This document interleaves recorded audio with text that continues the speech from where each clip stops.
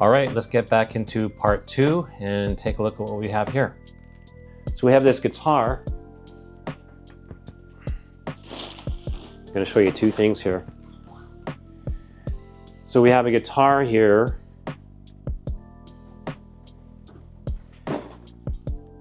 This guitar is by Journey Instruments. And what makes this guitar really special is that it actually fits into this backpack. So that's huge for me when when I'm flying on an airplane. I do not want to be checking in a guitar case. It's just big and clumsy and expensive. And most of that weight is going to be in the guitar case. So I prefer this. So this guitar packs into this backpack, and this backpack takes up most of the room in a 31-inch suitcase. But if I pack accordingly, it's just fine. So this guy has a patented, I believe it's patented, has a patented neck bolt system here. And to take this off, I'm actually going to take it off now because I guess I can show you the full pack, because I actually have to pack and get ready to go to the airport pretty soon. So I just turn this bolt here, and that's off. And there's a lock button here that's going to disengage the whole mechanism. So I press that, and you can see the spacing coming out. And you know, it looks kind of precarious, but this whole neck is going to, see if I can do this right. I think I've not. Yeah, there we go. So here, let me do that again. So I'm snapped in, and I've completely unloosened, or I've completely loosened up this bolt, and then clicking that is going to disengage. There's a little locking mechanism here. I don't know if you can see that here, but there's a little locking mechanism that keeps that there. So this neck is now off. Looks kind of weird, huh? But there's more. So this headstock comes off as well. And you can see there. So it's just the tension that keeps it together, but the headstock comes off. So you're going to save a few inches there. And then the next thing is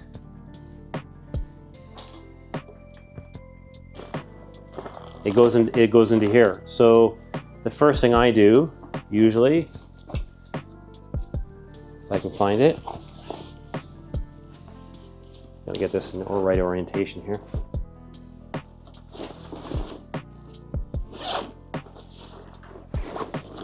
So the first thing I do is this headstock's in my hand, and I just throw that into this case. That's kind of out of the way. I will put the body in.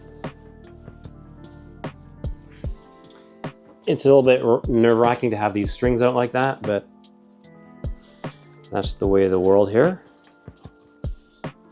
The body goes in. I can even leave my strap on as it is.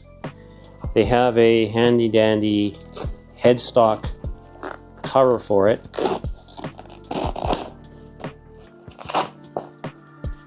So that goes into here.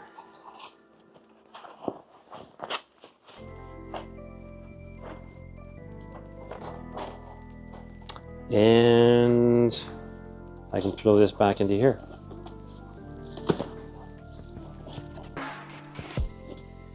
And that's kind of it. I probably should put that. Yeah, no, that's fine. So I've got that in here. And I'm kind of ready to travel with this. I mean, this guy fits into a backpack like this, and easy peasy.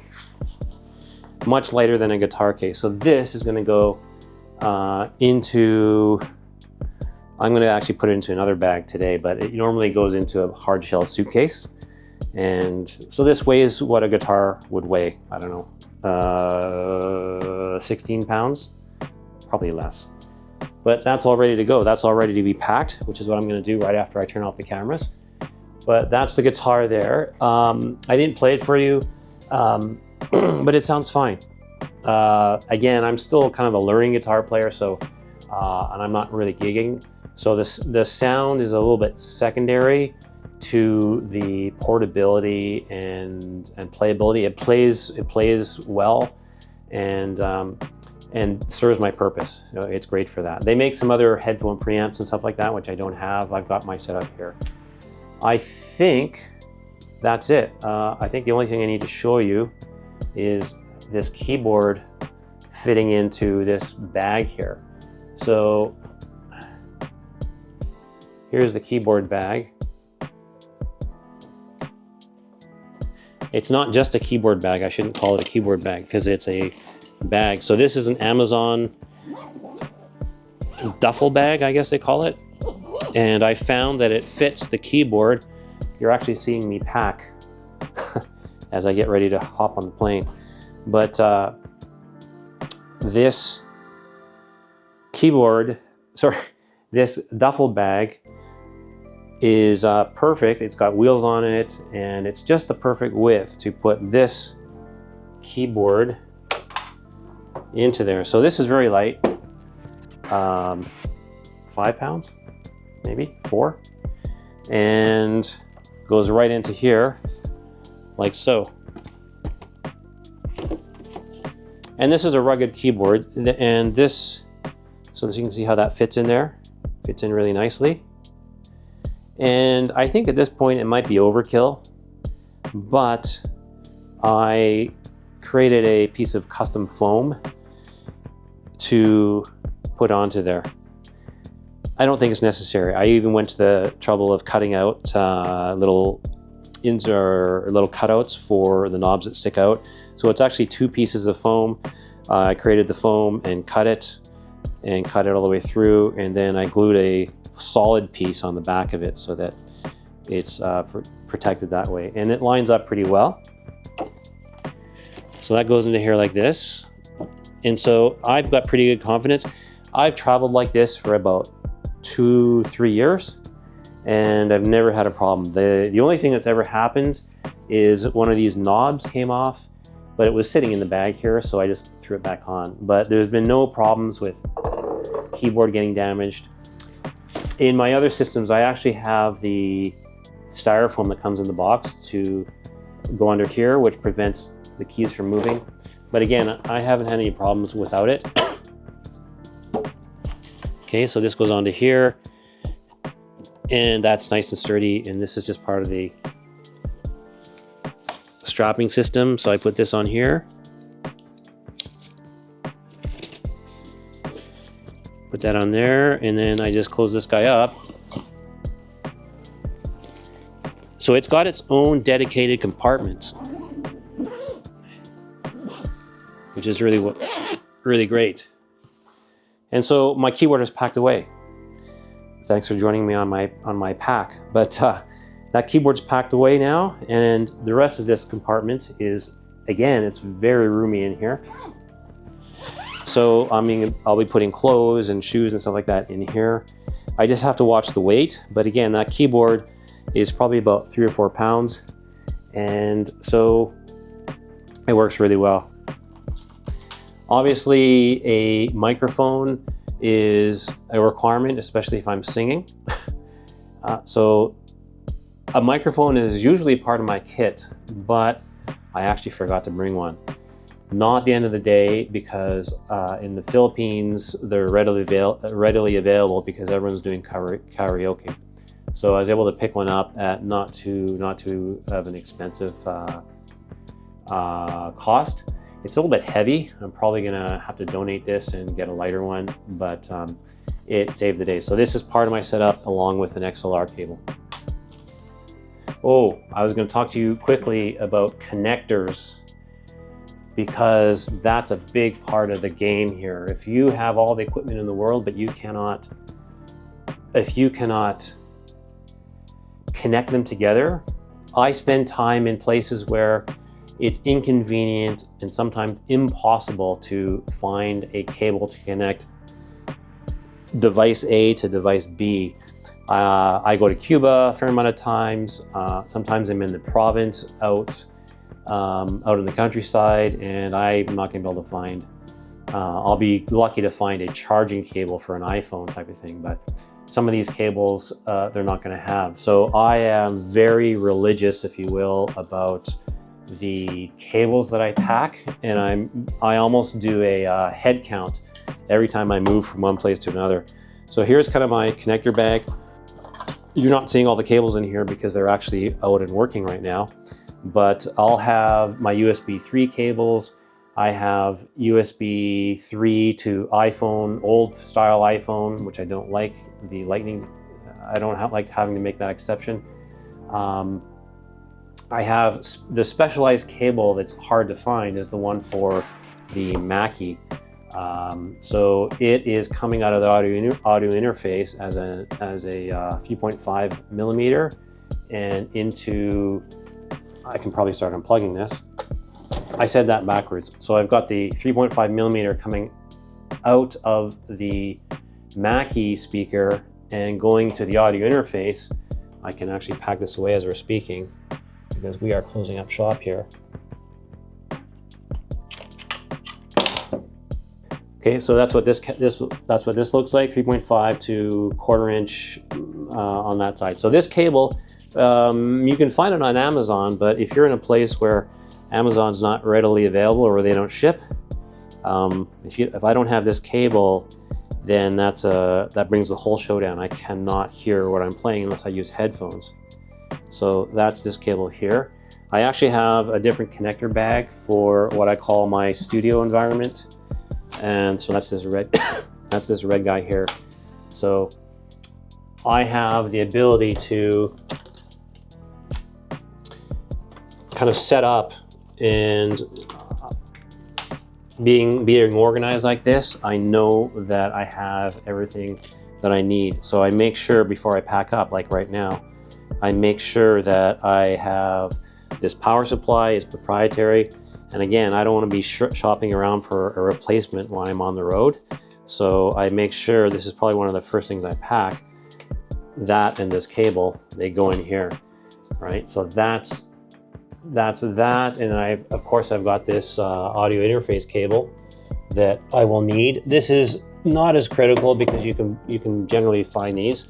But again, if you're in a place like Cuba, that is not the case. So these are my connection cables that I have for basically running this environment. I have this bag here, or this case here. This is kind of running support cables for this and anything attached to it.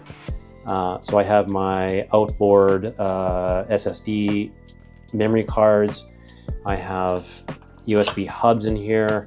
I'm different travel adapters that I may need. And so this is also a big it's a lifeline, right? So this is a must. You know, if I don't have the right connector, I'm screwed. And my philosophy, my attitude is I always need to have a minimum setup environment or a minimum environment, and that is my MacBook and all the things like all this stuff. So when I'm traveling, this stays like on my person because I can kind of run my whole life with this. Music gear obviously gets checked in, but if that gets lost or damaged, I can still survive. I can still survive, but without computer and phone and all that stuff and the stuff to charge up the phone, I don't. That would hurt. That would sting. I think that's it. Let's go back to the beach. I'm going to leave links down below so you can see what gear I'm using. They are not affiliate links. I just don't bother with any of that. If you really want to support me, I'd really appreciate you clicking on the other links below, which are my music, are links to my music, and I'd love to hear some of your thoughts on my songs. Have some more music coming up. As I say, I'm getting ready to record in the next 10 days or so. So I'm kind of rehearsing now and getting that out in the springtime and going from that. So this is how everything packs down. Not everything is music equipment here, but generally what we have going on here is a laptop and cables and connectors that we talked about are all in here. That stays with me all the time. And in here we have a guitar, believe it or not. That's a 31-inch tall, that's a 31-inch tall suitcase. And the guitar that we looked at that collapses into a backpack is in there. And over here, this is our keyboard is actually living right under here. Just gonna open it up partly here, but you'll see I've got some foam in there that protects the keyboard, which, let's see if we can see it. It's hidden in there at the very back. I don't think we can see it. I'll have to, trust me, it's in there. So that fits into this Amazon bag perfectly. I had to do a lot of research to make sure it all fits. This is a bit of a magical bag for me because it carries the keyboard and carries all my clothes and everything. I have about 4 of these because I have 4 setups like this, and they are in various parts of the world waiting to be used. Thanks for watching. Let's go back to the beach and see what's happening there. This is Boracay. Beautiful. It's a beautiful swimming pool here. Check this out. So this is White Beach here. Beautiful white beach. It stretches for about 4 kilometers from one end to the other. It's divided up into what they call stations. And they call it Station 1, which is over in this direction, over here. And I'm actually staying in Station 2, which is where I am right now. And Station 3 is just gonna be behind me. Station 1 is probably the most expensive hotels and more specialty hotels. And then Station 2 is probably the most crowded, especially at sunset hours. Lots of people hanging out here. And then there's Station 3, which is also can be quieter and is quieter and a little bit cheaper over there. Although I did see some big houses over there, rental houses right on the beach, which look pretty nice. There's lots of great things to do around here, but what I'm doing now, I think is the best. I like to spend as much time as I possibly can right here in the water. And why wouldn't I? I mean, look at this. It's just amazing. The color of the water. This is the clearest water, and it kind of goes on forever. And you can see I'm actually out quite far from the shore, and I'm still only waist high. I can continue walking out a little bit more and still be barely over my head. So I call this the world's biggest swimming pool. At least it is for me. So I like to spend time here. I will quite often swim. I don't know how far that is, but between the 2 lifeguard towers, I'll swim that every day. I'll go biking as I usually do wherever I am. But some nice things to do around here that's quite unique is lots of water sports. There's obviously the stand-up paddle boards here, which the guys would love to sell you, and there's the crystal boats, which are popular. They'll come and take pictures of you, and these guys actually take pretty good pictures of you. And what else is around here? On the water, I'm not sure how well you can see off in the distance there against the light, but way off in the background there is parasailing, and you can probably see a cruise ship behind me, and that's actually the mainland called the city there is called Caticlan. And to arrive here, you would actually take an airplane and land on that island. It's actually not an island. Well, it is an island. Everything here is an island. It's a big island. But you'd land there in Cataclan and take a ferry, a small little ferry. It's probably about a 10, 12-minute ride over to this side, and then take a tricycle to your hotel. It's a little bit of a process to get over here from the mainland, but it's not too bad. Lots of boats to take you out on sunset cruises and things like that. So there's plenty of tourist things to do here. On the other side, this is a small island. So on the other side over here, there's actually kite surfing. It's windy on that side, so there's a lot of kite surfers over on that side. Massages here in the Philippines. I wait all year, or many years, if that's my travel schedule. I wait all year before I actually until I come here to get my massages. Why? Because for about 20 Canadian dollars, I can get a 90-minute massage, which is pretty good. The massage is pretty good quality as well. Lots of music, lots of clubs. I don't go into any of them. I just walk right by them. But music-wise, there's acoustic music and a little bit of live music with an entire band. Not very much as opposed to before. So you may know that in 2018 they closed this island completely to let it reset. And what they did is they kind of rewrote the rules. And one of the things that got lost was live music on the beach. And arguably it might have been too many before, but it was just a different atmosphere. And you could also have dinner on the beach. The restaurants along the side here on the walk, they would all bring their tables and chairs out for dinner, to enjoy dinner right on the beach. So that was really nice. They don't allow that anymore.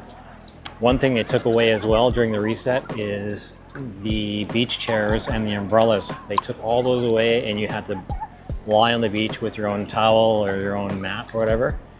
And that one hurt for me. And I stopped coming here during that whole period. Luckily, about a year and a half ago, they brought them all back. So with that, I am back here because I really like lounging on the chair and reading and working. I was half joking when I said, welcome to my office. I've done a lot of creative thinking out here on the beach, in the water, on the chair.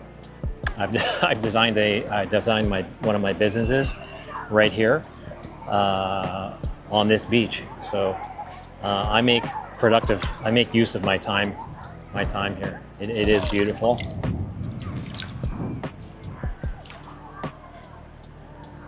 It's December right now, and I'm grabbing this video during a slightly rare time of bright sun. There's a lot of rain, there's a lot of cloud, but it is looking beautiful right now. In the summertime, which is going to be April, May, or even March, April, May, it is beautiful and can look like this. But I'm feeling very fortunate right now that we have some sun, because the forecast was rain for most of the day. It will probably rain a little bit later today. So that's my gear that I use when I'm out and about. Believe it or not, that's kind of the light version of my traveling around. But those are the requirements that I have to do what I do, to be able to make music while I'm wandering the world. Hope you enjoyed the video. I'm Dennis from Groove Art. Check out the links below for some original music, so you can hear the product of what I create when I'm in beautiful environments like this. Truly inspiring. See you in the next one. This is why I'm a beach snob. This water is about 25 degrees, The air outside is probably about 28. It's one of the only places in the world, I think it's the only place I've ever been where I can walk into the water and not have that gasp of shock of the water being a little bit colder than the air. So this is why I've become very spoiled. I've been to some of the most beautiful beaches in the world. Every beach has its own little unique piece of charm.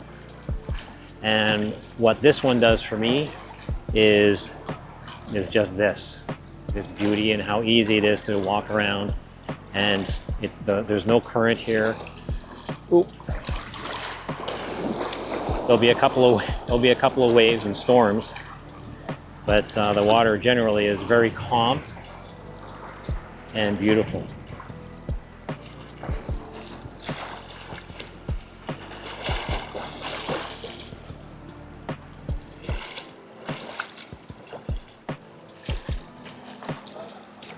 I'll be spending a whole bunch more time in Brazil, and I'll be searching for a place like this. Actually, there is one place I'm getting ready to go to, and it's gonna challenge this, I'm sure.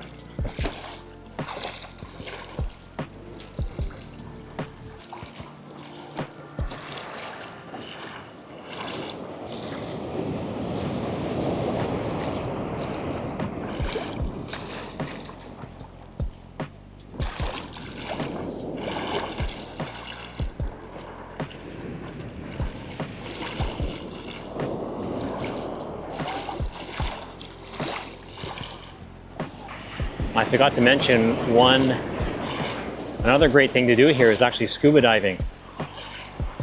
They have lots of scuba diving shops along here, and you normally go out on a boat. They load you up. They do everything for you. They pack the boat up and take you out to one of the different dive sites around here. There's lots of coral with lots of fish, turtles, but they also have shipwrecks. So go check that out.